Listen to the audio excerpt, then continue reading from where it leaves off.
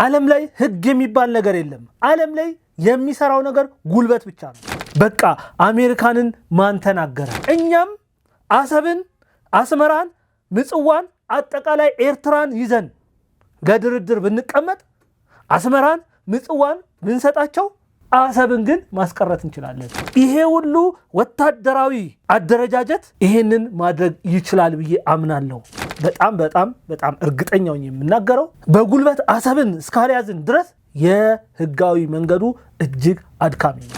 ማህበረሰብ ሳይነካ በማህበረሰብ መካከል ሲሽሎከለክ የነበሩትን 126 ታጣቂዎችን ደምስሷል። መከላከያ ትልልቅ ስራዎችን እየሰራ ነው ያለው። እሺ ያለውን በሰላማዊ መንገድ እየተቀበለ፣ እምቢ ያለውን ደግሞ በሚገባው ቋንቋ እያናገረው ይገኛል። ነገሮች ሁሉ በኢሳያስ ላይ የሚጨልሙ ይሆናል።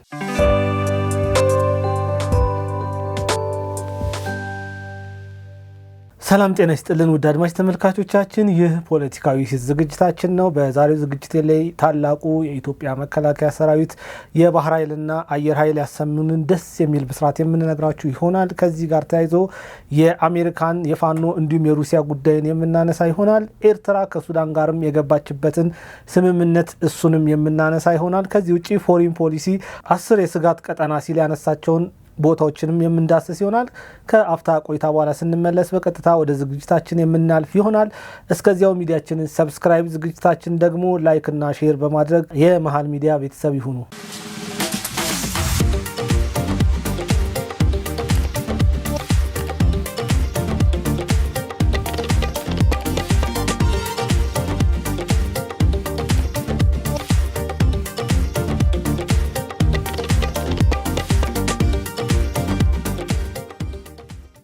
እንግዲህ ውድ አድማጭ ተመልካቾቻችን ተመልሻለሁ። በአጠቃላይ በኢትዮጵያ መከላከያ ሰራዊት በኩል ሰሞኑን እየወጡ ያሉ መረጃዎች እጅግ ልብን በሐሴት የሚያሞቁና የኢትዮጵያን ከፍታ የሚያሳዩ ነገሮች እየተሰሙ ይገኛሉ። ከነዚያ መካከል የተወሰኑትን ነው የምነግራችሁ።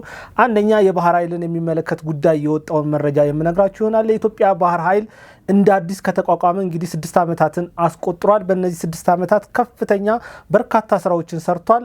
እነዛም ስራዎች መካከል በአዲስ አበባ ጃን ሜዳ አካባቢ እጅግ የሚያምርና ትልቅ የሆነ ግዙፍ የሆነ ለሁሉም ነገር ምቹ የሆነ የባህር ኃይሉን ዋና መቀመጫ ቢሮ መገንባቱ ይታወሳል። ገንብቶም አስመርቋል ማለት ነው። ከዚያ ውጪ በቢሾፍቱ ደግሞ የትምህርትና ስልጠና ማዕከሉን ገንብቶ አጠናቋል። የሚገርም ብቃት ያላቸው አመራሮችን ደግሞ በውጭ ሀገርም በሀገር ውስጥም አሰልጥኖ ስልጠና እንዲወስዱ አድርጎ ብቁ በማድረግ ታላላቅ አመራሮችን ማፍራት ችሏል። ያ ብቻም አይደለም፣ ተገቢውን ምልመላ አድርጎ ለዚህ የባህር ኃይል አስፈላጊ ናቸው የሚባሉ ወታደራዊ ስልጠና የወሰዱ የባህር ኃይል ስልጠናን የወሰዱ ምልምል ሰልጣኞችን አሰልጥኖ ጨርሶ አስመርቆ ሁሉን ነገር አዘጋጅቶ ይገኛል። ከዛ በተረፈ በሰው ኃይልና በግባት ብቻም ሳይሆን አስፈላጊ የሚባሉ መርከቦች ሳይቀሩ ተገዝተው ነገሮችን በመጠበቅ ላይ የሚገኘው ታላቁ ባህር ኃይላችን አሰብ ላይ የሚሰፍርበት ጊዜ እጅግም በጣም መቃረቡን የሚያመላክት ነገር ከደቡብ አፍሪካ ተሰምቷል። ማለት ከደቡብ አፍሪካ የተሰማውን መረጃ ስንመለከት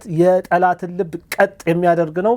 እንዲሁም የወዳጆቻችንን ልብ ደግሞ የሚያስደስት መረጃ ነው ይሄ መረጃ። በዚህ መረጃ መሰረት ኢትዮጵያን ጨምሮ አጠቃላይ የብሪክስ አባላትን ያካተተ የባህር ኃይል ተቋም የሚሳተፉበት የጋራ የባህር ኃይል ልምምድ እንደ ኢሮፓያን አቆጣጠር ከጥር 9 እስከ ጥር 16 ቀን 2026 ዓ.ም ድረስ ለተከታታይ 7 ቀናት እንደሚደረግ ተሰምቷል።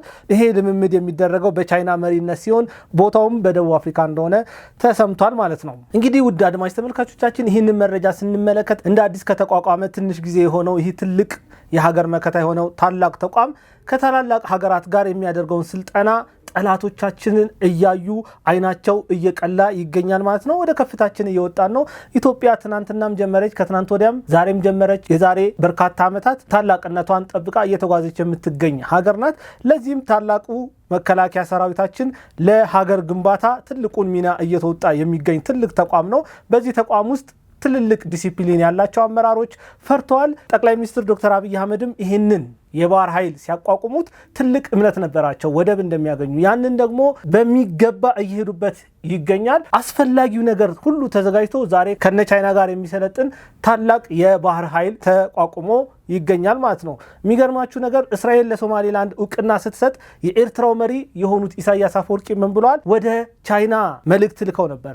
ወደ ቻይና የላኩት መልእክት ምንድነው? ቻይና ድምጽ በድምጽን የመሻር አቅሟን ተጠቅማ እስራኤል የሰጠችውን የሀገርነት እውቅና እንድትቃወምላት ነበረ ኢሳያስ አፈወርቂ ልምምጥ ወደ ቻይና የላከው። ይሁን እንጂ ያቺ ቻይና ኢሳያስ ልምምጥ የላከላት ሀገር ዛሬ ከኢትዮጵያ ጋር ቆማ ከታላቁ የኢትዮጵያ መከላከያ ሰራዊት አንድ አካል ከሆነው የባህር ኃይል ጋር ስልጠና ለማድረግ በስምምነት ደረጃ ደርሰው በደቡብ አፍሪካ ለተከታታይ 7 ቀናት ስልጠና ለማከናወን ዝግጅታቸውን አጠናቋል ማለት። ቻይና እጅግ የኢትዮጵያ ወዳጅ ሆናለች ማለት ነው፣ በተለያዩ ምክንያቶች ማለት ነው። ኢሳያስ አፈወርቂ በዚህ የተነሳ ልቡ በሐዘን እየተሰበረ ይገኛል። ነገሮች ሁሉ ከሱ በተቃራኒ የሆኑበት ይገኛል። አጠቃላይ ምስራቅ አፍሪካ እንዲሁም የአፍሪካ ቀንድ ስንመለከት ኢሳያስ አፈወርቂ ሁሉ ነገሩ ከእጁ እየወጣ ይገኛል። በአሁኑ ሰዓት ኢትዮጵያ አካሄዷን አስተካክላ ከታላላቅ አገሮች ጋር ትልልቅ ስራዎችን እየሰራች ትገኛለች። በመከላከያም ብለው በሌሎች የልማት ዘርፎችም ሁሉ ኢትዮጵያ ከተሻሉ ሀገራት ጋር ዛሬ ዓለምን እያንቀጠቀጡ ከሚገዙ ሀገራት ጋር እኩል ተሰልፋ እኩል ወዳጅ ሆና አብራ እየሰራች ነው። ትናንትና በተረጂነት በልመና የምናደርገውን ነገሮች በሙሉ ዛሬ በወዳጅነት አብሮ በመስራት በሰጥቶ መቀበል መርህ ኢትዮጵያ እየሰራች ትገኛለች ማለት ነው። ኢሳያስ አፈወርቂ ቻይናን ቢለማመጥም ቻይና ኢሳያስ አፈወርቂን ወዳጅ አድርገው አልቀጠለችም። ከኢትዮጵያ መከላከያ ሰራዊት ጋር ትልቅ ስራ ለመስራት ትልቅ ፊርማ ተፈራርማለች ማለት ነው። ይሄ የባህር ላይ ልምምድ ኤክሰርሳይዝ ዊል ፎር ፒስ የሚል ሲሆን በዚህ ዝግጅት ላይ የጋራ የባህር ኃይል ልምምድ የሚሳተፈው የኢትዮጵያ ባህር ኃይል ሙሉ ዝግጅቱን አጠናቋል። ከዛ በተረፈ ቀኑን እየጠበቀ ይገኛል። ይሄ ለግብጽ፣ ለሶማሊያ፣ ለኤርትራ ጆሮአቸውን ጭው የሚያደርግ ሲሆን ልባቸውን ክው አድርጎ አእምሯቸውን ውጥር አድርጎ የያዘ መርዶ የሆነ ዜና ነው። ደስታ አይሰጥም ለጠላቶቻችን። ምክንያቱም እኛ በሚገባ ልክ እየሄድን ነው። እነሱ እንደሚፎክሩት አይደለም። ግብጽ ዙሪያችንን ለመክበብ በምታደርገው ጥረት ውስጥ ኢትዮጵያ ሰንሰለቱን እየበጣጠሰች እየወጣች ያለች ሀገር ናት። ሁሉም የአፍሪካ ሀገራት የኢትዮጵያን አረማመድ የኢትዮጵያን አካሄድ እያደነቁ ይገኛሉ። የዓለም ታላላቅ ሀገራት ከኢትዮጵያ ጋር ለመስራት በጋራ ለመሰለፍ የኢትዮጵያን መልካም ፍቃድ እየጠየቁ ይገኛሉ። መልካም ፍቃድ መጠየቅ ብቻ አይደለም፣ ኢትዮጵያን ለማገልገል ሁሉ ፈቃደኛ ሆነው ኢትዮጵያ የጋራ ጥቅም ባለው ጉዳዮች ላይ ሁሉ እንድትሳተፍ እያደረጉት ነው። ይሄ የጠቅላይ ሚኒስትር ዶክተር አብይ አህመድ መንግስት እየሄደበት ያለው አካሄድ ለግብፁ አልሲሲ፣ ለኤርትራው ኢሳያስ አፈወርቂ በሽታ ሆኖባቸዋል። ያልከበቡት፣ ያልሄዱት፣ ያልተራመዱት መንገድ የለም። እነሱ ከሄዱት እጥፍ እየሄደ በሚስቁበት ጠላቶቹ ፊት ደረቱን ነፍቶ እየተጓዘ የሚገኝ ጠቅላይ ሚኒስትር ነው። ሊገፉት ሞክረዋል፣ ሊጥሉት ሞክረዋል። ያላደረጉት ነገር የለም። በገዛ በኢትዮጵያውያን ነፍጥ አንስተው ጫካ ገብተው መንግስትን እንዲጥሉ እየደገፉ ይገኛሉ። የተለያዩ ኢትዮጵያውያን የሆኑ በዜግነት የሌላ ሀገር የሆኑ ኢትዮጵያውያን ተወላጆች በጠቅላይ ሚኒስትር ዶክተር አብይ አህመድ ላይ እለት እለት ትልልቅ ሴራን እየሰሩ ከማህበረሰቡ ጋር ለማጣላት ያልሄዱበት ርቀት የለም፣ ያልተጓዙበት መንገድ የለም።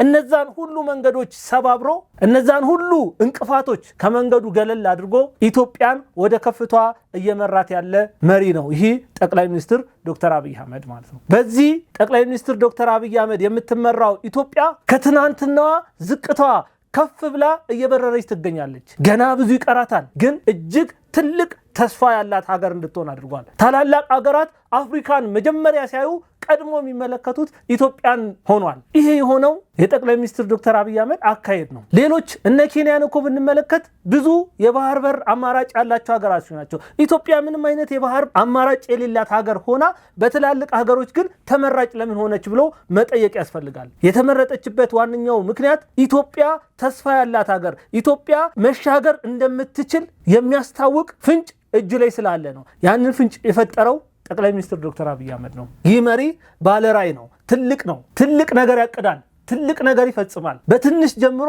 እያከናወነ እየፈጸመ ነው የመጣው። የተናገራቸውን እያንዳንዱ ነገሮች እየፈጸመ ነው የመጣው። ሜጋ ፕሮጀክቶችን እየገነባ ነው የሚገኘው። እነዛ ሜጋ ፕሮጀክቶች እኮ አጓጊና እጅግ ሳቢ ሆነው እያየን ነው። የዓለም ታላላቅ ሀገራት እኮ ኢትዮጵያ ለምትገነባው የቦሌ ዓለም አቀፍ አየር መንገድ ማስፋፊያ ቦታ አሜሪካን እኔ ያለው ያንን ቦታ ለመገንባት አብሬ በዚህ ፕሮጀክት ላይ እሳተፋለሁ ብላለች። የተባበሩት አረብ ኤሚሬቶች በዚህ ጉዳይ ላይ እሳተፋለሁ ብላለች። እነ ሳውዲ፣ ሌሎች ትልልቅ አገሮች ለመሳተፍ ፈቃደኛ ሆነዋል። ለምን ብለን መጠየቅ መቻል አለብን። ስንሰራ የሚያግዙን አብረውን ሊሰሩ ፈቃደኛ የሆኑ ትልልቅ ሀገራት ከኛ ጋር ቆመዋል ማለት ነው። ይህንን ማድረግ የቻለው የጠቅላይ ሚኒስትር ዶክተር አብይ አካሄድ ነው። የጠቅላይ ሚኒስትር ዶክተር አብይ አህመድ አካሄድ ያልነበረንን ለረጅም ዓመት አያስፈልግም ተብሎ ተንቆ መርከቦቻችን ሳይቀር በጅቡቲና በየመን ተወርውረው የኢትዮጵያ ንብረት እስከማይመስሉ ድረስ የማንም ማላገጫ ሆነው ገንዘብ እንዳልወጣባቸው በየቦታው ሲጣሉ እንደ ርካሽ ነገር ሲቆጠሩ ጠቅላይ ሚኒስትር ዶክተር አብይ አህመድ ለዚህ ትልቅ ተቋም ደርሰውለት ይህንን ትልቅ ተቋም ሰርቫይቭ እንዲያደርግ ህይወት እንዲያገኝ አድርገውት ዛሬ ላይ ባህር በር ሳይኖረን የባህር ኃይል አቋቁመን የባህር በር ነገ እንደምናገኝ 100% እና ከዛ በላይ እርግጠኛ ሆነን ባለንበት ሁኔታ ቻይና ከኢትዮጵያ የባህር ኃይል ጋር አብሬ መሰልጠን አለብኝ ብላ መታለች። ይሄ ሆኗል። ይሄ በመሰራት ውስጥ የመጣ ነው። ባይኖረንስ ኑሮ አብሮን እኮ ምን ሰለጥንበት ነገር አይኖርም ነበር። ስለዚህ የባህር ኃይሉ ከተዘጋበት እንዲነሳ ያደረገው ጠቅላይ ሚኒስትር ዶክተር አብይ አህመድ ነው። ተዘግቷል፣ አብቅቷል፣ ሞቷል የተባለውን ታሪኩን እንደ አዲስ እንዲቀጥል አድርጎታል። ይህ ተቋም ዛሬ ላይ የዓለም ታላላቅ ሀገሮች የሚሳውለት አብሮት መስራት የሚፈልጉት ውድ ንብረት ሆኗል። ይህንን ማድረግ የቻለው ጠቅላይ ሚኒስትር ዶክተር አብይ አህመድ ነው። ሁለተኛ ከመከላከያ የተሰማው ደስ የሚል ዜና የኢትዮጵያ አየር ኃይልን የሚመለከት ነው። የኢትዮጵያ አየር ኃይል ከተመሰረተ 9ኛ ዓመቱን ለማክበር በዝግጅት ላይ ይገኛል። በዚህ ሰዓት ማለት ነው። በዚህ ዝግጅት ላይ ደግሞ ሌላኛው ትልቅ ሀገር ከዚህ ከኢትዮጵያ አየር ኃይል ጋር በትርኢት አብሬው ልሳተፍ ይገባኛል ብላ መታለች። ሩሲያ የምታክል ትልቅ ሀገር ማለት ነው። ሩሲያ ብቻ አይደለም፣ 5 ታላላቅ ሀገራት በኢትዮጵያ አየር ኃይል በሚደረገው ትርኢት ላይ ሊሳተፉ ወደ ኢትዮጵያ ይመጣሉ። እነዚህ ትልልቅ ሀገራት ከኢትዮጵያ ጋር ይህንን ለመስራት ለምን ፈቀዱ ብለን መጠየቅ መቻል አለብን። ኢትዮጵያ አያችሁ በከፍታ ላይ ስለሆነች ነው። በዝቅታ ላይ ብትሆን ማንም በማይፈልጋት ደረጃ ላይ ብትሆን ኑሮ እነዚህ ሀገራት ከኢትዮጵያ ምንም ሊያገኙ አይመጡም። ስለዚህ አሁን ከኢትዮጵያ ጋር እንሰራለን ካሉ ከኢትዮጵያ የሚያገኙት ነገር አለ። ኢትዮጵያ አያችሁ መስጠት ጀምራለች። እዛ ደረጃ ላይ ደርሳለች ማለት ነው። ትልቅነቷ ከፍታዋ ተመልሷል ማለት ነው። እነዚህ ትልልቅ ሀገራት ከኢትዮጵያ ጋር የኢትዮጵያ ደስታ የኛ ደስታ ነው፣ የዚህ ትልቅ ተቋም ማደግ የኛም አብሮ ማደግ ነው ብለው በእናንተ በምትሳተፉበት ትርኢት ላይ አብረን ልንሳተፍ የኛን አየር ኃይል ወደ እናንተ እንልካለን ብለው እነዚህ ትልልቅ ሀገራት ወደ ኢትዮጵያ የአየር ኃይላቸውን ሊልኩ ተስማምቷል ማለት ነው። በዚህ ስልጠና ላይ ከሩሲያ በተጨማሪ የተባበሩት አረብ ኤሚሬቶች የአየር ኃይል ይሳተፋል። የሞሮኮ የአየር ኃይል ይሳተፋል። የቼክ ሪፐብሊክ አየር ኃይሎች በዚህ ላይ ይሳተፋሉ። እነዚህ ትልልቅ ሀገራት ከአፍሪካ እስከ አውሮፓ ያሉ ከአውሮፓ እስከ መካከለኛው ምስራቅ ያሉ ሀገራት ናቸው። እነዚህ ሀገራት ከኢትዮጵያ አየር ኃይል ጋር በጋራ ትርኢት ለማቅረብ ተስማምተው ወደ ኢትዮጵያ ይመጣሉ። ያ ማለት ብዙ ወጪ አውጥተው ነው የሚመጡት። ብዙ ነገሮችን ፈሰስ አድርገው ነው የሚመጡት። እንዲሁ በቀላሉ ዝም ብሎ የሚመጣ ነገር አይደለም። ይሄ ትልቅ ዲፕሎማሲ፣ ትልቅ ስራ የተሰራበት ነው። የኢትዮጵያ አየር ኃይል የነጻነትና የአንድነት ምልክት በሚል መሪ ቃል ነው ይሄንን ዝግጅት የሚያካሂደው ማለት ነው። በዚህ ዝግጅት ላይ አንድነት ሲል እነዚህ ሀገራት በዚህ በአንድነት በኢትዮጵያ ነጻነት ላይ የሚያምኑ ሀገራት ናቸው። የኢትዮጵያ ነጻነት የኛ ነጻነት ነው፣ የኢትዮጵያ አንድነት የኛም አንድነት ነው በሚል ነው ከኛ ጋር ሊሰሩ ወደ ኢትዮጵያ የሚመጡት። የተባበሩት አረብ ኤሚሬቶች፣ የሞሮኮ፣ የቼክ፣ የሩሲያ የመሳሰሉት ናቸው እነዚህ የሚመጡት። እነዚህ ታላላቅ ሀገራት እንዲሁ ዝም ብለው የመጡ አይደሉም። ኢትዮጵያ ወደ ከፍቷ እያደረገች የሚገኘውን ጉዞ የሚያመላክት ግንኙነት ማለት ከነዚህ ሀገራት ጋር የተደረገው ግንኙነት ማለት ነው። አስቡት። በባህር ኃይሉ ቻይና አለች፣ እንዲሁም በአየር ኃይሉ ደግሞ ሩሲያ አብራን ልሰራ መታለች ማለት ነው። ከዛ ውጪ የአሜሪካኑ ዋና የጦር አዛዥ ጀነራል ዳግቢንም ኢትዮጵያ መጥተው ከኢትዮጵያ ጋር ለመስራት መስማማታቸው አይዘነጋም። ያ ብቻ አይደለም፣ የፈረንሳዩ የጦር አዛዥም ወደ ኢትዮጵያ መጥተዋል፣ ከኢትዮጵያ ጋር ለመስራት ተስማምተዋል። እነዚህን ነገሮች ስናይ እነዚህ ታላላቅ ሀገራት ከኢትዮጵያ ጋር ለመስራት የተስማሙበት ዋነኛው ምክንያት ከኢትዮጵያ የሚሰጥ ነገር ከኢትዮጵያ የተሻለ ነገር እንዳለ ስላመኑ ነው። ያ ባይኖር ኑሮ አይመጡም። ይሄ ትልቅ ተቋም ነው መከላከያ። በሚገባው ደረጃ እየተደራጀ ያለ ትልቅ ተቋም ነው። የኢትዮጵያን ክብር በሚመጥን የኢትዮጵያን ታላቅነት በሚያውጅ መልኩ እየተዘጋጀ ያለ ትልቅ ተቋም ነው። ይሄንን ተቋም የሚመሩ ታላላቅ አመራሮች እጅግ በጣም ሊከበሩ የሚገቡ የኢትዮጵያ ወታደሮች ሌሊት ሳይሉ ቀን ሳይሉ ደከመኝ በረደኝ ሰለቸኝ ሳይሉ የኢትዮጵያን ሕዝብ የሚጠብቁ በዱር በገደል የሚንከራተቱ ራበን ጠማን ሳይሉ 3 እና 4 ቀን 5 ቀን ጫማቸውን ሳይፈቱ በዛው እየተራመዱ እንቅልፍ ሳያደክማቸው ጉልበታቸው ሳይዝል ጠንካራ ሆነው በተራራ በአምባ በሸለቆ እየተጓዙ የኢትዮጵያን ከፍታ የሚያመጡ ወታደሮችን የሚያመርት ትልቅ ተቋም ነው ይሄ መከላከያ የምንለው ተቋም። በባህር ኃይሉ ከቻይና ጋር በአየር ኃይሉ ደግሞ ከሩሲያ ጋር ትልቅ ስራ እየሰሩ ይገኛሉ ማለት ነው። ይሄ ፕሮግራም የሚካሄደው ከጥር 15 እስከ ጥር 19 ቀን 2018 ዓ.ም ሲሆን ቦታውም ቢሾፍቱ ነው። በዛ በቢሾፍቱ እነዚህ ሀገራት ተገኝተው በቢሾፍቱ ሰማይ ስር የኢትዮጵያ አየር ኃይል 9ኛ ዓመት የምስረታ በዓልን በትልቅ በድምቀት በሚገርም ታላላቅ ትርኢቶች የሚያከብሩ ይሆናል ማለት ነው። ይሄ ከመከላከያ የተሰማው ሌላኛው ደስ የሚል ትልቁ ብስራታችን ነው ማለት ነው። ሶስተኛው ብስራታችን ጀግናው መከላከያ ሰራዊታችን በተደጋጋሚ ምልምል ሰልጣኞችን እያሰለጠነ እያስመረቀ ይገኛል። ይሄ አንዴ አይደለም። ላለፉት 7 ዓመታት በርካታ ጊዜ ስልጠናዎች ተካሂደዋል። በዚህ ስልጠናዎች ትልልቅ ወታደሮች ፈርተዋል። ሀገራቸውን የሚወዱ ሀገራቸውን የሚያኮሩ ጀግኖች እየፈሩ ይገኛሉ። ዕለት ዕለት ለሰንደቅ ዓላማ የሚታገሉ በኢትዮጵያዊነት ማዕቀፍ ውስጥ የሚኖሩ ወታደሮች እየፈሩ ይገኛሉ። የከሌ ወታደር የሚባሉ አይደሉም። የኢትዮጵያን ሰንደቅ የለበሱ ለኢትዮጵያ ድንበሮች የሚታገሉ የኢትዮጵያን ጠላቶች ዕለት ዕለት የሚታገሉ ጀግና ወታደሮችን እያፈራ ይገኛል ይሄ መከላከያ ሰራዊታችን ማለት ነው። ይህንን እየሰራ የሚገኘው መከላከያ ሰራዊት በዚህ ሳምንትም የልዩ ዘመቻ እዝ ማሰልጠኛ ለወራት ያሰለጠናቸውን መሰረታዊ ውትድርና የወሰዱ ወታደሮችን በደማቅ ስነስርዓት ማስመረቁ ተሰምቷል። ማስመረቁ ብቻ አይደለም፣ የተመረቁት ሰልጣኞች ብዛቶችን ጠላቶች ሲያዩ ይሄማ ኤአይ ነው፣ ይሄ ሁሉ ወታደር ኢትዮጵያ ልታሰለጥን አትችልም እያሉ እየተናገሩ ይገኛሉ። ይሄ ከኢትዮጵያ የውጭ ጠላቶች ብቻ ሳይሆን የውስጥ ጠላቶች ጭምር የሚሰማ ቃል ነው። የሚገርማችሁ ነገር ማለት ነው አሁን ላይ ሁሉም ኢትዮጵያን የሚወዳት ሰው በሙሉ በመከላከያ ተቋም ውስጥ ገብቶ ሊያገለግል ፈቃደኛ ነው። በሚችለው ነገር ሁሉ ኢትዮጵያን የሚወዱ ጀግና ወጣቶች እየፈሩ ይገኛሉ። ይህንን የሀገር አንድነት የተፈጠረው በመንግስት አካሄድ ነው።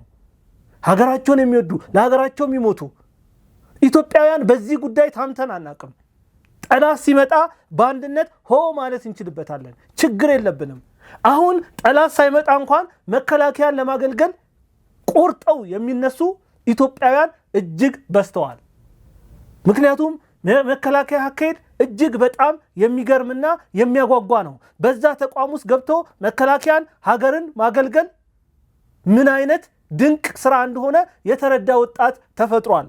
የትኛውም ኢትዮጵያዊ በዚህ ትልቅ ተቋም ውስጥ ለመግባት ፈቃደኛ ነው። ይህንን እያደረጉ ያሉ አመራሮች ናቸው። ይህንን እየሰሩ ያሉ አመራሮች ናቸው። የኢትዮጵያ ወታደር በአሁኑ ሰዓት ቁጥሩ ከኢትዮጵያ ሕዝብ ቁጥር አንጻር ተገቢውን አይደለም። ይህንን ያልኩትን አይደለኝም። የኢፌድሪ የጦር ኃይሎች አዛዥ የሆኑት ፊልድ ማርሻል ብርሃኑ ጁላ ናቸው። የኢትዮጵያ ሕዝብ በሚመጥን ቁጥር ልክ እናደርጓለን። የኢትዮጵያ ወታደር ቢያንስ 2 ሚሊዮን ወታደሮች ይኖሩናል የሚል እቅድ ይዘው እየሰሩ ነው የሚገኙት። ያንን ለማሟላት ነው እየተሰራ ያለው። ሀገር በከፍታዋ ላይ እንድትቆም ወታደር መብዛቱ ዙሪያችን ላይ ላሉ ጠላቶቻችን ምልክት ነው። እኛ ኢትዮጵያውያን የማንበገር ነን። የትኛውም ተራራ፣ የትኛውም አምባ፣ የትኛውም ሸለቆ የማይበግረን፣ የትኛውም ጠላት የማያሸንፈን የጀግና ልጆች ነን። ትናንትናችንን ወደኋላ ዞር ብለን ስናይ የትኛውም ጠላት አይደለም የአፍሪካ፣ የአውሮፓ፣ የመካከለኛው ምስራቅ እንዲሁም የአውሮፓ ሀገራት ሳይቀሩ መተው መቅመስ ያለባቸውን ቀምሰው ሄደዋል። እኛ ኢትዮጵያውያን በዚህ ጉዳይ ላይ የምንታማ አይደለንም። ይሄንን ማድረግ የቻለው ይሄ ትልቅ ተቋም ነው። ይሄንን ትልቅ ተቋም ደግሞ ለማገልገል የሚገቡ ወጣቶች ወደውና ፈቅደው የዚህን ተቋም እሳቤ አክብረው የሚሰሩ ሀገራቸውን የሚወዱ በሀገር ፍቅር የሰከሩ ሀገራቸውን ለማገልገል ወደው ፈቅደው የሚመጡ ወጣቶች በኢትዮጵያ ምድር ላይ በዝተዋል። ይሄ የሆነው ኢትዮጵያ ተስፋ ስላላት ነው። ኢትዮጵያ ነገ የተሻለች እንደምትሆን የሚያምን ወጣት ስለተፈጠረ ነው። ስልጠና ወስደው የተመረቁት ምልምል ወታደሮች ስልጠናቸውን ያካሄዱት በብላቴ ማሰልጠኛ ማዕከል ነው። በዛ ማዕከል ውስጥ ሰልጥነው የወጡ እጩ ወታደሮችን ያስመረቁት የኢትዮጵያ መከላከያ ከፍተኛ መኮንኖች ናቸው። መሰረታዊ ውትድርናን አጠናቀው የተመረቁ ወታደሮች በቀጣይ በኮማንዶ በአየር ወለድ ከልዩ ልዩ እና ጸረ ሽብር እንዲሁም ከሪፐብሊኩ የጥበቃ ኃይል ጋር የሚቀላቀሉ እንደሆነ ተነግሯል። በዛ ደረጃ ስልጠናው ይሰጣቸዋል። ብቃታቸው ከፍ እንዲል ይደረጋል። ይሄን ለሚሆን በምረቃ መርሃ ግብሩ ላይ የተገኙት የልዩ ዘመቻ እዝ አዛዥ ሌተናር ጀነራል ሹማ አብደታ ተናግረዋል። ከምንም በላይ እጅግ በጣም የሚያስገርመው የኢትዮጵያውያንን ቀልብ መሳብ የቻለው ደግሞ በወቅቱ አንድ ነገር ተደርጓል። የጠላቶቻችንን ልብ አንቀጥቅጧል። ያ ነገር በዚህ መድረክ ላይ የታየው አዲሱ የኢትዮጵያ ካርታ ነው። ይህንን ካርታ ከ34 ዓመታት በፊት ኤርትራ ከኢትዮጵያ ስትገነጠል በግፍ የወሰደችብንን አሰብ ጨምሮ አንዳንድ በአሁኑ ሰዓት በኤርትራ ምድር ላይ የተካለሉ መሬቶችን የያዘ አስደናቂ ካርታ ነው። ይህንን ካርታ ታላላቅ የመከላከያ መኮንኖች በስጦታ ሲሰጣጡ ታይቷል። ይህንን አስቡት። ይሄ ሆን ብሎ የተደረገ ነገር ነው። መከላከያ ነው፣ ትልቅ ተቋም ነው። ይሄ ታቅዶና ታስቦ እንደሆነ መዘንጋት የለብንም። በሁሉም ነገር ዝግጁ እንደሆንን ለማስተላለፍ የተፈለገ መልእክት ነው። የኢትዮጵያ መከላከያ ሰራዊት በሻዕቢያና በግብፅ ቅጥረኞች የተወሰደብንን መሬቶች ለማስመለስ ዝግጁ መሆኑን ለዓለም ያስታወቀበት መንገድ ነው። ለዓለም በዚህ መንገድ ነው ይህንን የነገረው። ይህንን በደንብ ልንረዳ ይገባል። በዚህ ሰዓት ዓለም ላይ ህግ የሚባል ነገር የለም። ዓለምን ህግ አይደለም እያስተዳደራት ያለው። ዓለምን እያስተዳደረ ያለው ጉልበት ነው። ጉልበት ካለ የፈለግከውን ነገር ማድረግ ትችላለህ። ለዚህም እንደ ማሳያ የተለያዩ ነገሮችን ማንሳት እንችላለን። ከነዛ መካከል አንዱ አሜሪካን በቬኔዙዌላ ላይ የወሰደችውን እርምጃ ማየቱ ተገቢ ነው። አሜሪካን የጸጥታው ምክር ቤት አላገዳትም። ቻይና አላስቆመቻትም። ሩሲያ አልተገዳደረቻትም። የሰው ሉዓላዊ ሀገር ውስጥ ገብታ በሚገርም ኦፕሬሽን ፕሬዝዳንት ኒኮላስ ማዱሮን ወደ አሜሪካን ወስዳለች። ይሄንን ስታደርግ ማንም ምንም አላለም። ማንም ምንም አላመጣም። ህግ የሚባል ነገር አልሰራም። እዚህ ጋር ህግ ፈርሷል። ጉልበት ነው የሰራው። ስለዚህ እያንዳንዱ ነገር አሁን ዓለም ባለው ሁኔታ ላይ የሚሆነው ነገር በጉልበት ነው። አስቡት። የቬኔዙዌላውን ፕሬዝዳንት እኮ ወደ አሜሪካ መውሰዳቸው ብቻ አይደለም የሚገርመው፣ ወስደውት ፍርድ ቤት አቆሞታል። ፍርድ ቤት ማቆሙ ለምን አስፈለገ? ለይስሙላ ካልሆነ በስተቀር እውነት እንነጋገር ከተባለ ምን እንደሚደረግ አይታወቅም ወይ? በዚህ ፕሬዝዳንት ላይ ምን ሊወሰን እንደሚችል እኮ ቀድሞ የተሰራ ነገር ነው። ግን ህጋዊ ነገር ለማስመሰል ህጋዊ ካባ ለማልበስ ፍርድ ቤት አቅርበውታል። ይህንን ፕሬዝዳንት ማለት ነው። ለይስሙላ ነው ይሄ ነገር እየሆነ ያለው።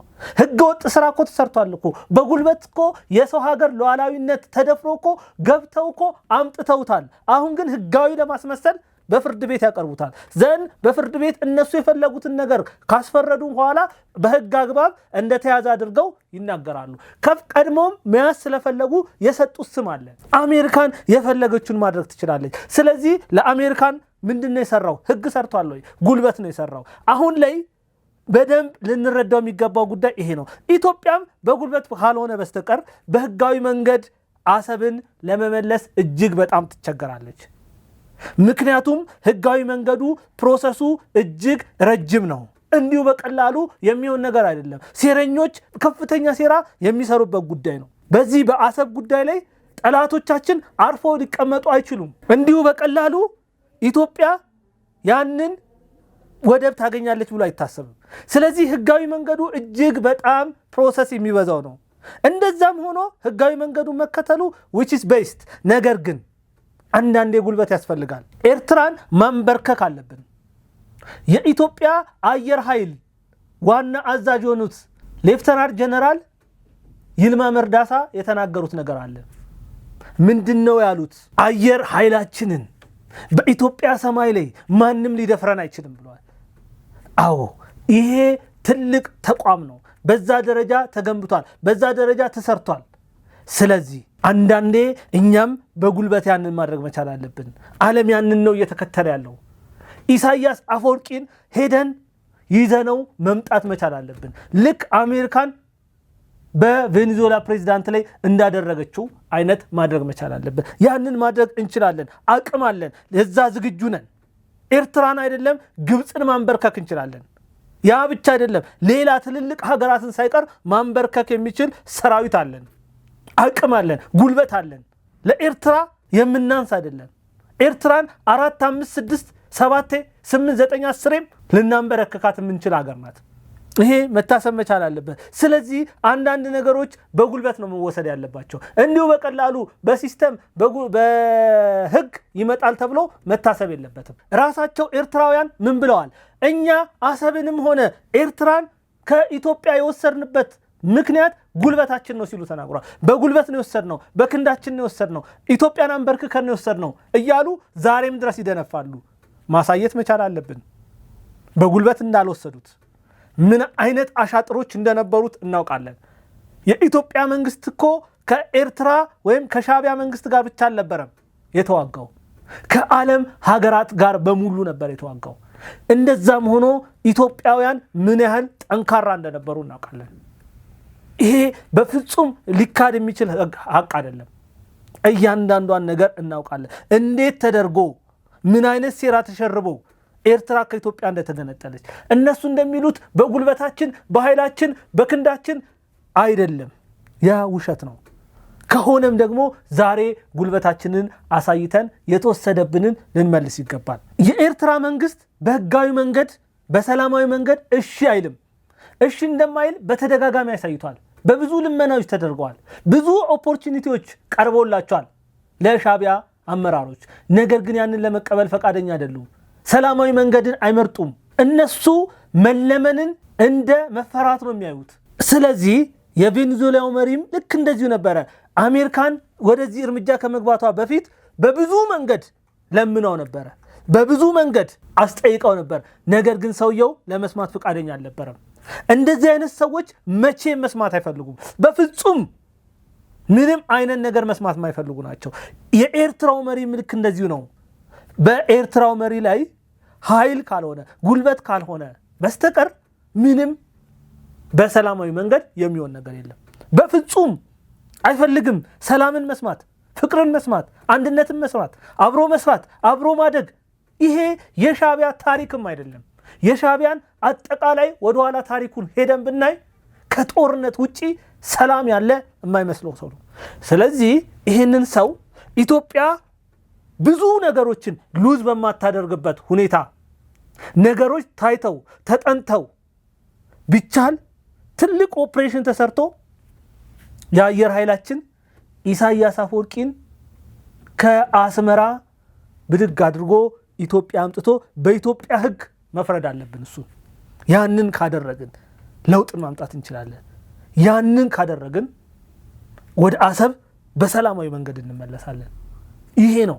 ምክንያቱም ኢሳያስ ከዛ ጋር ከተነሳ ሌሎች የኤርትራ ቀጥሎ ከኢሳያስ ቀጥሎ የሚመጣ መሪ ከኢትዮጵያ ጋር በሰላማዊ መንገድ ሊሰራ ይችላል። ኢሳያስ በህይወት እያለ ኢሳያስ ለህግ እስካልቀረበ ድረስ በፍጹም አይመስለኝም አሰብን በጉልበት ካልሆነ በጸባይ የምናገኝ ማለት ነው። የቬኔዙዌላው መሪ ከባስ ሹፌርነት ተነስቶ ነው ሀገርን መምራት የቻለው። ይህ መሪ የራሱ አመጣጥ ነበረው።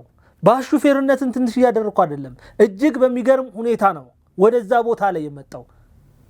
ከትንሽ ወደ ትልቅ ቦታ ደርሶ ነበረ። በእርግጥ እንደ ሉዓላዊነት ሲታይ ትክክል ነው፣ ሀገሬን አላስደፍርም ማለቱ። ግን ከአሜሪካን እኩል መሆን አልቻለም። አሜሪካን በላቲን ሀገራቶች ላይ በተደጋጋሚ ትልልቅ እርምጃዎችን ወስዳ ሳይታለች።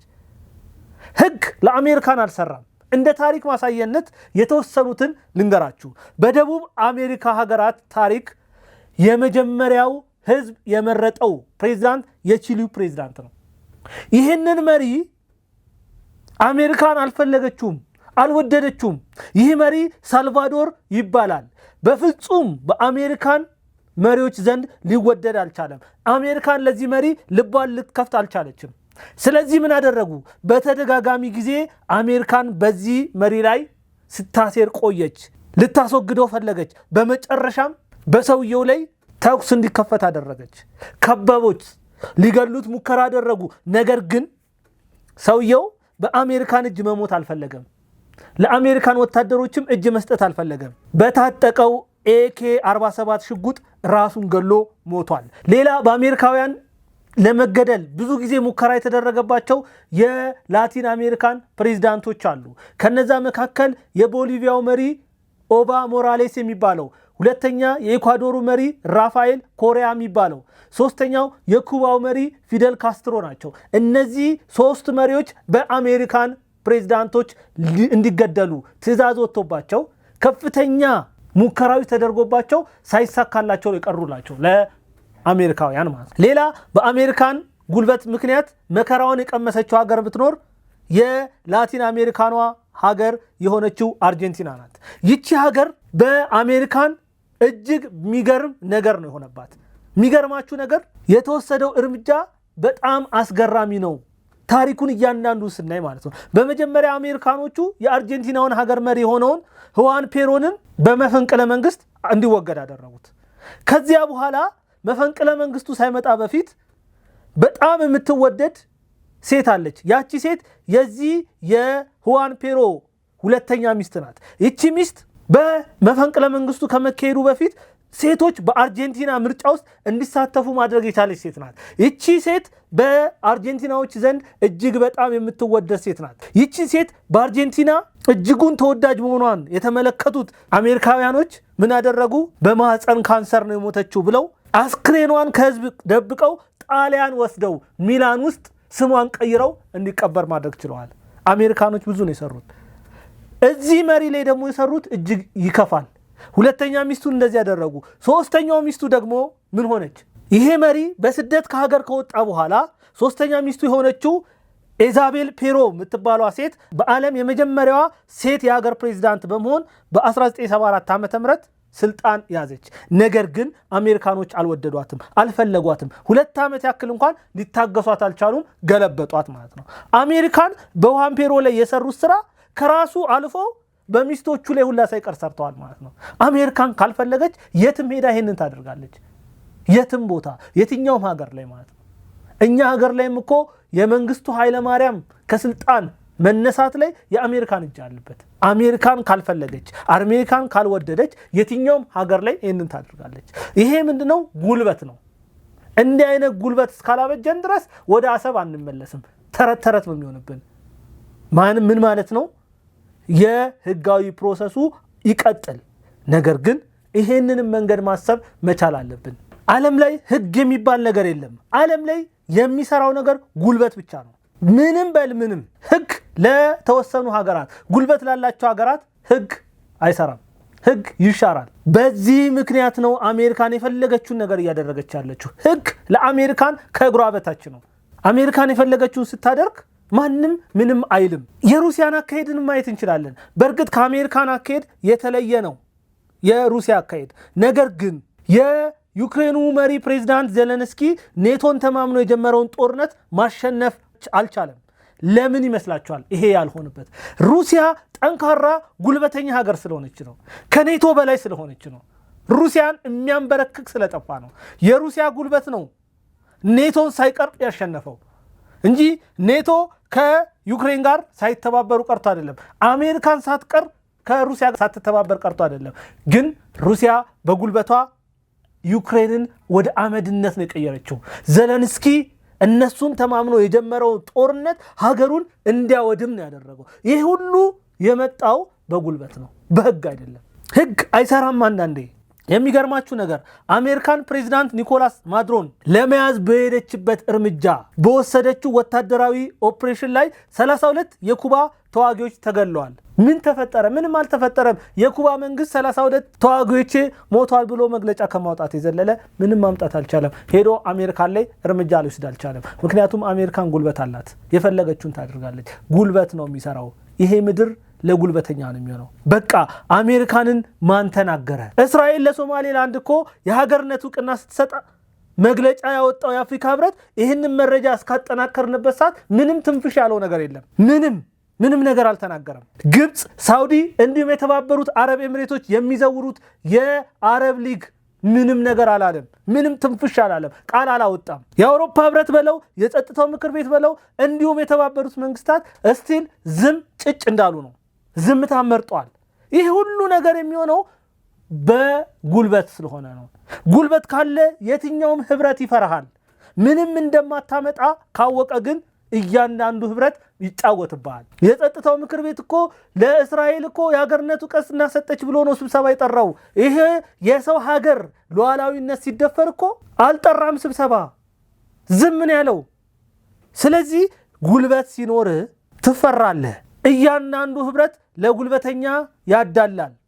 ሩሲያ ከዩክሬን ጋር ብትደራደርም አሁን ላይ ክሬሚያን ይዛ ነው፣ አትለቅም። ይህንን በደንብ መረዳት አለብን። እኛም አሰብን፣ አስመራን፣ ምጽዋን፣ አጠቃላይ ኤርትራን ይዘን ለድርድር ብንቀመጥ አስመራን፣ ምጽዋን ብንሰጣቸው አሰብን ግን ማስቀረት እንችላለን። በቃ ሁለት መልሰናል፣ እኛ ደግሞ ይህንን እንይዛለን እንላለን። ድርድር ማለት ይሄ ነው። ጉልበት ይሄንን ነው የሚሰጥ። ይሄ ሁሉ ወታደራዊ አደረጃጀት ይሄንን ማድረግ ይችላል ብዬ አምናለሁ፣ አውቃለሁ። በሀገር ውስጥ ብዙ ውጥንቅጦች አሉ፣ ደስ የማይሉ ነገሮች አሉ። ፋኖ በለው ሸኔ በለው ህዋት በለው ይሄን ጦርነት አሰፍስፎ ነው የሚጠብቁት። ከነሱ ጎን ሆኖ የኢትዮጵያ መንግስትን የኢትዮጵያ ወታደርን ለመውጋት ግን በጣም እርግጠኛው የምናገረው በጉልበት አሰብን እስካልያዝን ድረስ የህጋዊ መንገዱ እጅግ አድካሚ ነው። የሚገርመው ጭራሽ በቬኔዙዌላ ለሚካሄደው የሽግግር ሂደት እኮ እንዲመሩ የተመረጡት የአሜሪካኑ የውጭ ጉዳይ ሚኒስቴር የሆኑት ማርኮ ሩቢዮ ናቸው። በቬኔዙዌላ የውስጥ ጉዳይ ጣልቃ ገብተው ፕሬዝዳንቱን ይዘው ድጋሜ ለሚቀጥለው ሽግግር ወቅት አሜሪካን ነው እንድትመራ የተደረገችው። ያ ብቻ አይደለም እኮ የነዳጅ መሰረተ ልማቶች የወደሙ ንብረቶችን በሙሉ ማርኮ ሩቢዮ እንዲመሩት ነው የተመረጡት። አያችሁ፣ ጉልበት ሲኖርህ በሰው ሀገር ላይ ሄደ እንደፈለክ ትፈተፍታለህ፣ እንደፈለክ ታዛለህ፣ የፈለከውን ታደርጋለህ፣ የፈለከውን ትወስዳለህ። ማንም ምንም አይልህም። የዓለም አሰራር የዓለም ስርዓት ጉልበት ነው። በጉልበት ነው ሁሉን ነገር ልታደርገው የምትችለው። በሚገርም ሁኔታ ማርኮ ሩቢዮ ከኩባ ስደተኞች የተገኙ ልጅ ናቸው። እኚህ ሰው አድገው ዛሬ በአሜሪካን የውጭ ጉዳይ ሚኒስቴር ሆነው እያገለገሉ ይገኛሉ። በሚገርም ሁኔታ ፕሬዝዳንት ማድሮን አሜሪካን ሳትይዛቸው በፊት እኚህን ማርኮ ሩቢዮንን ለማስገደል በጣም ጥረት ስታደርግ እንደነበረ ዘጋርዲያን ዘግቧል። ይሁን እንጂ ታሪክ ተቀይሯል። ማድሮን በቆፈሩት ጉድጓድ ራሳቸው ገብቷል። ለማርኮ ሩቢዮ የታቀደው እቅድ በሙሉ በሳቸው ትከሻ ላይ ወድቋል። ዛሬ ላይ ሁሉ ነገር ተገላብጧል። በቬኔዙዌላ ግማሹ ደስተኛ ነው፣ ግማሹ ደግሞ የለም አሜሪካን ልትደፍረን አይገባም የሚል እሳቤ ውስጥ ይገኛሉ። ወደ አራተኛው የመከላከያ ድንቅ ስራ ስናልፍ በሰሜን ወሎ ዞን ላሊበላ አካባቢ የሰላም አማራጭን አልቀበልም በማለት ለጥፋት ሲንቀሳቀስ የነበረውን የጽንፈኛውን ቡድን ላይ እርምጃ ወስዷል። እርምጃው እንዲቀላል እርምጃ አይደለም፣ አስደናቂ ጥበብን የተሞላበት እርምጃ ወስዷል። ማህበረሰብ ሳይነካ በማህበረሰብ መካከል ሲሽሎከለክ የነበሩትን 126 ታጣቂዎችን ደምስሷል። ከዚያ ውጪ ደግሞ በፍኖተ ሰላም አካባቢ የሚገኙ ራሳቸውን የቴዎድሮስ እዝ ብለው የሚጠሩ 75 ታጣቂዎች እንዲደመሰሱ ተደርጓል። በእነዚህ ሁሉ ድምሰሳዎች ውስጥ ማህበረሰቡ ምንም ሳይነካ ሰላማዊ ሰው ሳይነካ እነዚህ ታጣቂዎች ብቻ እርምጃ ተወስዶባቸዋል። በድምሩ ከሁለቱ ቦታዎች 201 ታጣቂዎች ተደምስሰዋል። በዛሬው ዕለት ማለት ነው። መከላከያ ይህንን ትልቅ ስራ ሰርቷል። በሰሜን ሸዋ ዞን ደግሞ በወረጃርሶ ወረዳ በተሳሳተ መንገድ ተሰማርተው ህብረተሰቡ ሲያውኩ የነበሩ 256 የጽንፈኛው ቡድን አባላት እጃቸውን ከነሙሉ ትጥቃቸው ለመንግስት በሰላም ሰጥተዋል። መከላከያ ትልልቅ ስራዎችን እየሰራ ነው ያለው። እሺ ያለውን በሰላማዊ መንገድ እየተቀበለ እምቢ ያለውን ደግሞ በሚገባው ቋንቋ እያናገረው ይገኛል። በሌላ በኩል በደቡብ ጎንደር ዞን ላይ ጋይንት ወረዳ በጫካ ሲንቀሳቀሱ የነበሩ 100 ታጣቂዎች እጃቸውን ሰጥተዋል ማለት ነው። በአጠቃላይ መከላከያ አስደናቂ ስራዎችን እየሰራ ይገኛል። ሰሞኑን ጽንፈኛው ቡድን በየቦታው ተንበርክኮ ተሸንፎ ይገኛል። እቆጣጠራለሁ ሲል በነበረው ከተሞች ሁሉ ሳይቀር በንዑስ መንደሮች ሁሉ ሳይቀር መከላከያ ገብቶ ከህዝቡ ጋር ህዝባዊ ውይይቶችን እያደረገ ይገኛል። በዚህ ውይይት ላይ ፋኖ እንደተሸነፈ ተሳታፊዎች እየተናገሩ ይገኛሉ። ያ ብቻም አይደለም። ፋኖ የሀገር ጠላት እንደሆኑ ራሳቸው በአማራ ክልል የሚኖሩ የአማራ ህዝብ እየተናገሩ ይገኛሉ። ፋኖ እኛን አይወግነንም፣ እኛ አውጥተን አሳልፈን ልንሰጥ ይገባል። በፋኖ የተነሳ መከራችን በስቷል፣ ስቃያችን በስቷል። ልጆቻችን መማር አልቻሉ፣ ሴቶቻችን እየተደፈሩ ነው፣ ካህናት መስቀል ይዘው እየተገደሉ ነው ሲሉ በአደባባይ ተናግሯል። ምንም የማያውቁ 3 ሴቶችን ለብልጽግና ስትሰልሉ አግኝቻቸዋለሁ ብሎ ገድሏል። ይህንን ደግሞ ራሳቸው የፋኖ አመራሮች ሳይቀሩ ማመናቸውን ቢቢሲ ዘግቧል። ፋኖ ይህንን ማድረጉ እጅግ በጣም የሚያስጠይቀው ነው። ምክንያቱም እታገልለታለሁ የሚለውን ማህበረሰብ ሊያውም ሴት ልጅ እየረሸነ እናቱን እየረሸነ ያስተማረችውን ልጅ የ4 ልጆቿን አባት ፊት ለፊቷ እየረሸነ ካህኑን እየገደለ ይሄ ፍጹም አውሬነት የሆነ ስራ የሚሰራ ቡድን ሙሉ ለሙሉ ተሸንፎ ዛሬ በቁጥቋጦና በሸለቆ ውስጥ ተደብቆ የሚኖር ሽፍታ ቡድን ሆኗል። የሚገርመው ግን ፋኖ ይህንን ሁሉ ሽንፈቱን ለማስተባበል በየቦታው ይህንን ያክል ወታደር ማርክ ያለው፣ ይህንን ያክል አቃጥያ ያለው፣ ይህንን ያክል እንደዚህ አድርግ ያለው እያለ ፎቶ እየለቀቀ ይገኛል። በሚገርም ሁኔታ እንትናችን ተመርኳል፣ እኛም ተማርከናል እያሉ ቪዲዮ እየለቀቁ ይገኛሉ። እውነቱን እንነጋገር ከተባለ እነዚህ ቪዲዮዎች እነዚህ ሁሉ ፎቶዎች የሚሰሩት በራሳቸው ሰዎች የመከላከያ ልብስ እያለበሱ እንዲህ አይነት የውሸት የወረደ ስራዎች ይሰራሉ። ደግሞ ጦርነት ነው። በጦርነት መካከል እጅ የሚሰጥ ሊኖር ይችላል፣ የሚመታ ሊኖር ይችላል። ከዛም የሚተኮሰው እሳት ነው፣ ከዚህም የሚተኮሰው እሳት ነው። ዋናው ቁም ነገሩ ግን እንደማትችሉ ማመናችሁ ነው፣ መሸነፋችሁ ማመናችሁ ነው። እናንተ ከተለያዩ ሀገር ይዛችሁ የምትመጡትን እርዳታዎች ይዛችሁ ሀገራችሁን ለማፍረስ እየሰራችሁ ያላችሁ ሴረኞች ናችሁ። በዛም ሆነ በዚህ ግን የኢትዮጵያ መከላከያ ሰራዊት በሚገባችሁ ቋንቋ አናግሯችሁ የሚገባችሁን ቅጣት ሰጥቷችሁ ተሸንፋችሁ ቁጭ ብላችኋል። ሌላ የምነግራችሁ መረጃ ፎሪን ፖሊሲ የኢትዮጵያና የኤርትራ ውጥረት በ2026 ሊከሰቱ ይችላሉ ከሚባሉ 10 ግጭቶች ተርታ መድቦታል። በሁለቱ ጎረቤት ሀገራት መካከል ሊከሰት የሚችለውን ግጭት መላው የአፍሪካ ቀንድ ወደ መጠነ ሰፊ ጦርነት ሊወስደው ስለሚችል ጥንቃቄ ሊደረግለት ይገባል የሚል ሐሳብ አንስቷል። ይሄ ፎሪን ፖሊሲ በጣም እርግጠኛውን የምናገረው ሁለቱ ሀገራት ወደ ግጭት የሚገቡ ከሆነ በጣም ባጠረና ባጭር ጊዜ ኢትዮጵያ ጦርነቱን የምታጠናቀቀው ይሆናል። የኢሳያስ ፀሐይም በዛችሁ ጦርነት ወቅት የምትገባ ይሆናል። ነገሮች ሁሉ በኢሳያስ ላይ የሚጨልሙ ይሆናል። ለመላው ኤርትራውያን ብርሃን ይወጣል። ኢሳያስ በላያቸው ላይ ቁጭ ብሎ ኤርትራም እንዳታድግ ኢትዮጵያም እንዳታድግ ሌሎች አጎራባች ሀገሮች ሁሉ እንዳያድጉ የሚሰራው ሴራ ይከሽፋል ማለት ነው። ፎሪን ፖሊሲ ዲፕሎማሲያዊ ንግግሮች በአስቸኳይ እንዲጀመሩ ገልጿል። ኬንያ፣ ናይጄሪያ፣ ደቡብ አፍሪካ፣ አሜሪካን፣ ቻይና፣ የአውሮፓ ህብረት፣ የባህረ ሰላጤው ሀገራት፣ ቱርክና የተባበሩት መንግስታት ድርጅት በአዲስ አበባና በአስመራ መካከል ያለውን ውጥረት ለማርገብ መስራት ይጠበቅባቸዋል የሚል ጥሪ አቅርቧል። ሁለቱ ሀገራት ወደ ድርድር እንዲመጡ ማለት ነው። ግን ምንደራደርም ከሆነ አሰብን ሰጥተውን ነው መሆን ያለበት። ያለ ጦርነት አሰብን ከሰጡን ምንም ችግር የለውም። ኤርትራ እንደሆነች ትቀጥላለች። ኢትዮጵያ ግን ከዚህ በላይ ያለ ወደብ መቆየት አትችልም። በቅቷታል። ሁሉ ነገሯን አታለች።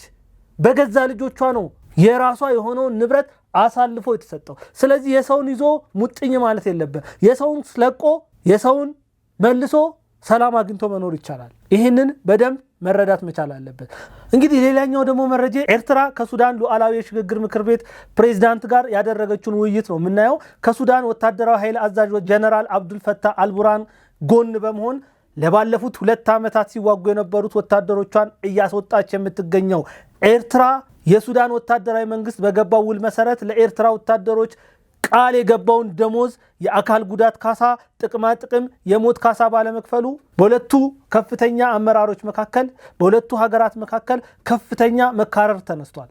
የሚገርማችሁ ኢሳያስ አፈወርቂ ወታደሮቹን በመላክ ደሞዝ የሚቀበል ነው፣ የአካል ጉዳት ካሳ የሚቀበል ነው፣ ጥቅማ ጥቅሞችን የሚቀበል ነው፣ የሞት ካሳን የሚጠቀም ነው። ወታደሮቹን በመላክ የሚኖር ሰው ነው። ለከፈለው ሁሉ ወታደር የሚልክ መሪ ማለት ኢሳያስ አፈወርቂ ነው። ሀገሩን ማሳደግ ሳይሆን ወታደሮችን ይመለምላል፣ ሳዋ ያስገባል። ከዛ በጎረቤት ሀገራት በሚነሱ ግጭቶች ሁሉ እንዲሳተፉ እያደረገ ኤርትራ ገንዘብ እንድታገኝ ያደርጋል። ከዚህ ውጪ ሌላ የሚሰራበት መንገድ የለውም። በሁለቱ ሀገራት መካከል የነበረውን መካረር ለማለዘብ የሱዳን ገንዘብ ሚኒስቴር ጅብሪል ኢብራሂም እንዲሁም የማስታወቂያ ሚኒስትሩን አስከትለው ወደ አስመራ አዲሃሎ ቤተመንግስት ሄደው ነበረ። ከኢሳያስ አፈወርቂ ጋርም ውይይት አድርጓል። በውይይቱ ላይ ሱዳን ያለባትን ዕዳ በጥሬ ገንዘብ መክፈል አትችልም አሁን ካለችበት ሁኔታ አንጻር፣ ስለዚህ ነዳጅ ዘይት በመስጠት ዕዳችንን ልንከፍል ይገባል የሚል የጋራ ስምምነት ላይ ተደርሷል። ሌላም ብዙ ነገሮች ተብለዋል።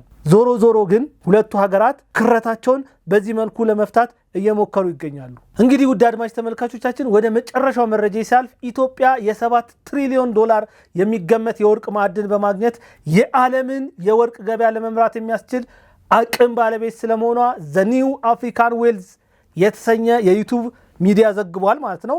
ከዚህ ውጭ ኢትዮጵያ በቅርቡ ይፋ የሚሆኑና በ3 ምዕራፍ የሚተገበር የ16 ቢሊዮን ዶላር ዩራኒየም እና ሊቲየም ማዕድን ኢንቨስትመንት ወደ ትግበራ ልታስገባ መሆኑም ተሰምቷል።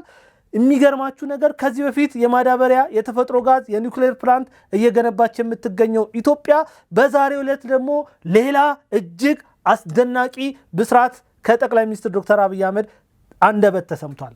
ከሁሉም የአፍሪካ ሀገራት ለሚመጡ ተማሪዎች ነፃ የትምህርት ዕድል የሚሰጥበት የኤአይ ወይም የሰው ሰራሽ አስተውሎት ዩኒቨርሲቲ ሊገነባ እንደሆነ ተገልጿል።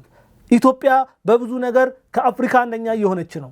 በህዳሴው ግድብ ከአፍሪካ አንደኛ ነን። በአየር መንገዳችን ከአፍሪካ አንደኛ ነን። አሁን ደግሞ ኤአይ ዩኒቨርሲቲ በመገንባት ቀዳሚ ሀገር ልትሆን ነው። ይህንን እያደረገ ያለው የጠቅላይ ሚኒስትር ዶክተር አብይ አህመድ መንግስት ነው። በዚህ ዩኒቨርሲቲ ውስጥ 1000 የሚሆኑ ተማሪዎች እንደሚማሩ ይጠበቃል የሚል መረጃ ወጥቷል። ኢትዮጵያ ለትምህርት በተለይም ደግሞ ለሳይንስና ለአይቲ የሰጠችው ትኩረት እጅግ በጣም አስገራሚ ነው። በአፍሪካ የመጀመሪያውና ትልቁ የሆነውን የሳይንስ ሙዚየም ማስመረቃችንና ወደ ስራ ማስገባታችን የሚታወስ ነው። በእያንዳንዱ ስራዎቻችን ላይ የአፍሪካ የመጀመሪያ እየሆንን እንገኛለን። ከብዙ መሰናክሎች ጋር ብዙ ውጤቶች እየመጡ ነው።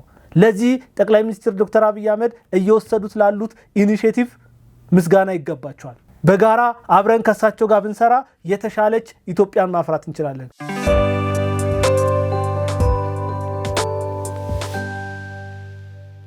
ውድ አድማጭ ተመልካቾቻችን ለዛሬ የነበረን ፕሮግራም ይህን ይመስላል።